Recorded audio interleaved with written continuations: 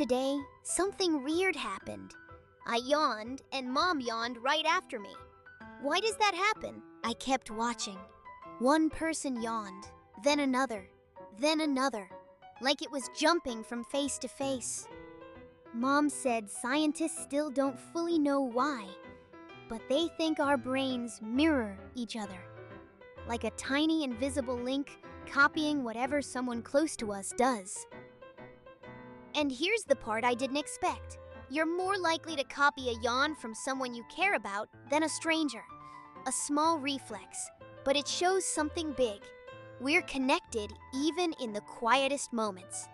Like, share, and subscribe to stay with me for more.